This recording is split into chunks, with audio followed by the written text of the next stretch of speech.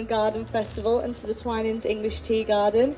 My name is Molly and I am from a city called Carlisle, which is on the border of England and Scotland. I am on the English side by 15 minutes, so the accent is a bit all over the place.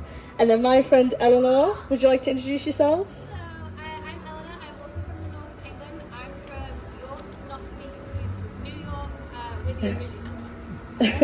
Perfect. I'm northwest and Eleanor's northeast, so we're complete opposite sides of each other. But enough about us, that's not what you're here for. We're here for Twinings. So Twinings has been around since 1706, very long time. The shop first started in the Strand in London. It was called Tom's Coffee House, but coffee started to become less popular, so they changed it to a tea house.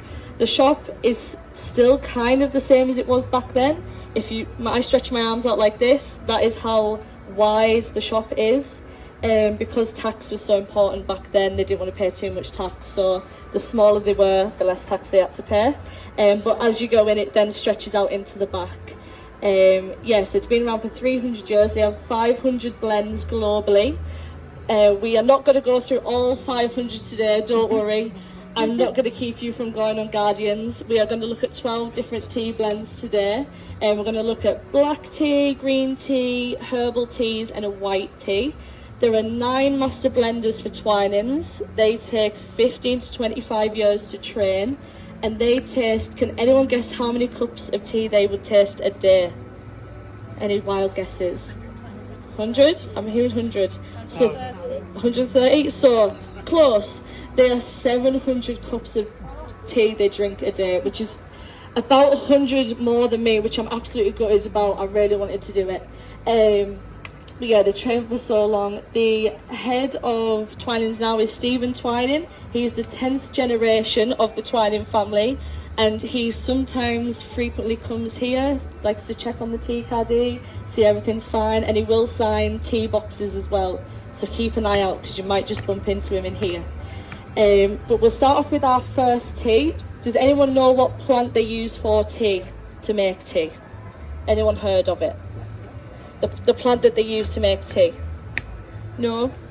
No one? So it is a part of the camellia family, which is like a flowering, like a little shrub that you'd find in your garden, but this one's called the Camellia sinensis. In the wild they can grow up to 32 to 50 feet high, which is about the size of the drop for now Tiana's Bayou Adventure. That shows you how big it is, but they grow it to 3 feet now so that they can pick the tea leaves easier, because it's going to be quite hard to get to 50 feet. So that plant's going to be used in the tea. We'll kind of go through how it's used for each different varieties of tea. So we're going to start off with our first one, which is black tea. Now, sorry for you guys over here, but the first one, it says over there, is going to be Lady Grey. So the difference with Lady Grey and Earl Grey, Earl Grey was first invented by Twinings, but they didn't trademark it in time. So in order to have one that was more specific to them, they created Lady Grey. The difference in the ingredients is that they both have bergamot, but with Lady Grey they have lemon and orange peel added to it, so it's more zesty. And then, as you can see, the little R, they have trademarked it, so you'll only find it with Twinings. And we do have this in the tea caddy back there, and it's also the most popular drink, apart from beer, over in the Rose and Crown, where you can get it at the fish and chip window. So that's a really, really popular one. If you want to try something a little bit different, I always recommend a Lady Grey. And then just behind these guests over this way, we have the Nutty Chocolate Assam. Yes, chocolate is in fact in this tea. It is a mixture of tea and chocolate. The 2 key ingredients of this tea is going to be hazelnuts and cacao.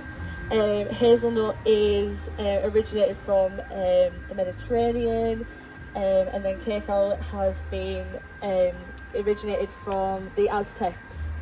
This is used orthodox rolls, so it's a traditional method of making the blend, and it is a perfect dessert tea. So if you don't want to reach for a slice of cake at the end of the day, then I would always recommend this one, because it's not too sweet. It's just the perfect blend to have at the end of a meal. It's a really, really good one. And then behind me here is going to be ultra spiced chai. Does anyone know what chai actually means? Tea, yes. So when you're ordering it, you are saying a tea. Yeah, you're repeating yourself. A little bit embarrassing. Tea. The word chai comes from the word. It's Hindi. Sorry. And it has a variety of different spices added to it. When they first created this tea, they'd use large ceramic pots, which would make the tea really bitter. So that's why they added the spices of cinnamon, ginger and cloves to give it that spice, not as bitter when it was created in the pot. As you can see, when we're going around the garden today, you'll see that some of the ingredients have been planted next to the teas. So we have some cinnamon here, we've got some ginger there at the back. And also Ultra Spice Chai is exclusive to the United States. So I will not be able to get this tea when I get home. I know, it's so sad. But yeah, so this is our black teas finished. We're going to head off now into the shade under this big tree to our next tea, which is going to be our green tea. Yeah.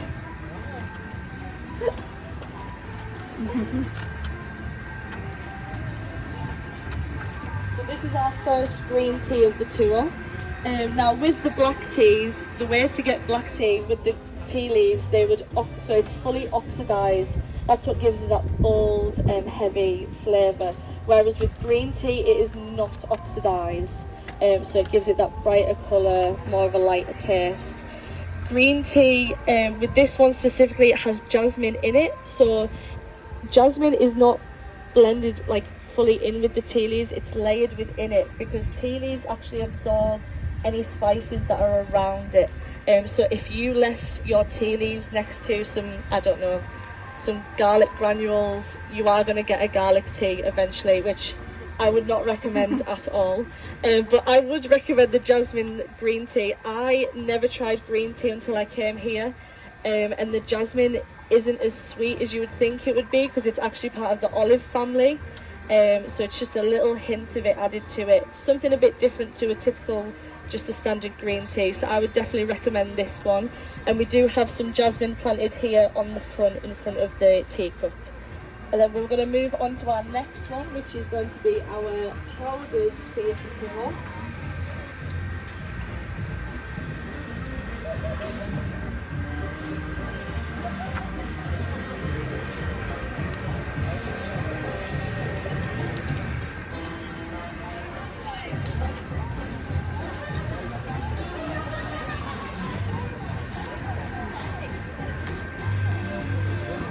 Perfect. So our next tea is going to be the Japanese matcha. Now traditionally this is a powdered tea, and it's served in our in Japanese tea ceremonies, so it's been around for thousands of years. You can have this one either hot or cold. Has anyone here tried matcha before?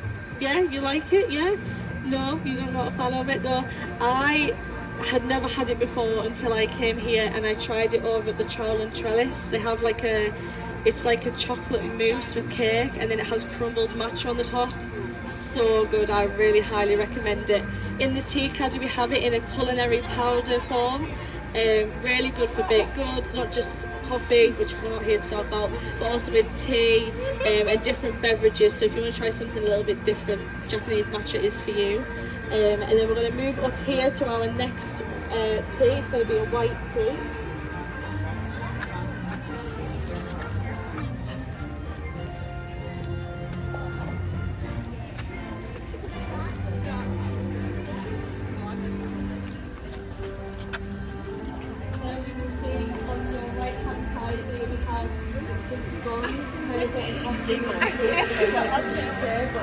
Oh my god.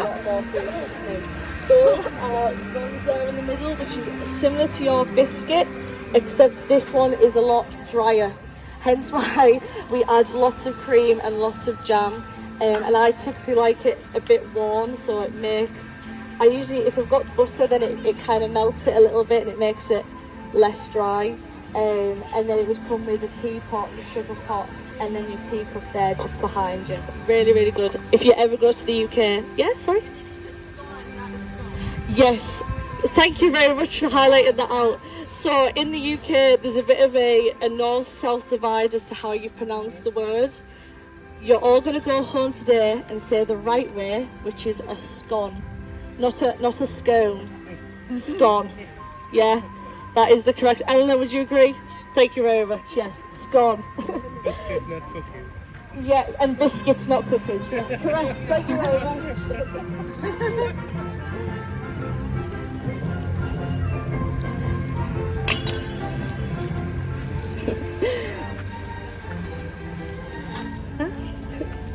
So onto our sole white tea of the tour. I never tried white tea. The typical tea in the UK is English breakfast. Like wherever you go, if you ask for a tea, you are going to get English breakfast. So I was new to a lot of all of this, but now I've tried so many, I love it so much. This is my current morning routine. I will have a peach white tea. We have a few different teas in the tea caddy that are called super blends. These are our health teas, so they kind of target different areas of the body. This one we recommend for skin, so have it in the morning. You'll feel, if you're feeling good on the inside, it's going to glow out on the outside. That's what we say with this tea. It also has some different ingredients in here, so you've got a little bit of licorice. There's also a little bit of peppermint as well, and a little bit of ginger. Again, ginger's really good for the digestive system as well, so really good way to start the day. White tea, the difference in how that one's created is that this one's left to air dry, so it gives you that crisp, lighter feeling. So good. This I've been drinking this every morning now for the past 2 weeks, and I don't know how I'm going to change. This is just the best one. And then we're going to move on to our next group of teas, which is herbal. Does anyone know how the next teas that we're going to look at differ from the rest of the ones we've just looked at? So these ones don't contain the Camellia sinensis plant. So these teas are going to be naturally caffeine free. So if you're kind of wanting to steer away from the caffeine, these next ones are going to be for you. So behind you guys over there, we're going to have our first one, which is lemongrass and peppermint. This is our loose leaf infusion. So you'll see in the tea caddy, there's going to be some teas that have a black packaging. This is because they are more of the deluxe teas. They're very exclusive to the tea caddy, so a lot of them you're not going to find online, especially that nutty chocolate Assam. Currently we are the only place in the United States that has that tea, as far as I am aware. But we're going to move on to this one. So lemongrass and peppermint, classic combination of teas. You know, you've got your lemongrass, the peppermint's been around for so many years, originating from North Africa and the Mediterranean. It's now one of, if not the most popular herb in the entire world. So it's going to give it that tangy flavour with the lemon, but also the freshness with the peppermint. We've got loads of peppermint down here, and if you rubbed one of these, you'll immediately get the strong peppermint flavour. It's so nice, especially with the weather getting as hot as it is. This is a really good tea blend. And then we're going to move down here. I'm so sorry, we'll kind of move down a bit more into the shade. We have another loose infusion, which is blackcurrant and lavender. Has anyone here had blackcurrant before? Yeah? Did you like it? Yeah? Because this is not a very popular flavour here in the United States. I think it's something to do with when you're growing it with pesticides, it doesn't grow very well, so it ends up not growing at all, if anything. But this in the UK is a very popular flavour. I think it's Eleanor's favourite. She can't hear me, but it is one of her favourite candies. We have them in the tea caddy. There's fruit pastels, but we love it so much that there is blackcurrant and strawberry only in the packaging. It's so good. It is your favourite blackcurrant, isn't it? Yeah, best flavour ever. It pairs really well with apple and other different berries. It's a bit more tangy, so it's not going to be as sweet as a strawberry or a raspberry would be. And then it's paired with the lavender, so it gives it a bit of a smoothing flavour to it. This is a very autumnal flavour, we would say. So with here, pumpkin's very big in the fall. For us, it's going to be blackcurrant. We have it in jams, cakes, biscuits, you name it. Blackcurrant is a very key flavour. So I would highly recommend this one. We have it, as you can see, we have it in the loose leaf, which is herbal, but we do have a black tea, It is called the Premium Blackcurrant Breeze. That is my favourite black tea at the moment, really, really good. And the blackcurrant's not as strong, so if you're wanting to kind of introduce yourself to it, I would recommend that one. And then we're going to move down here onto the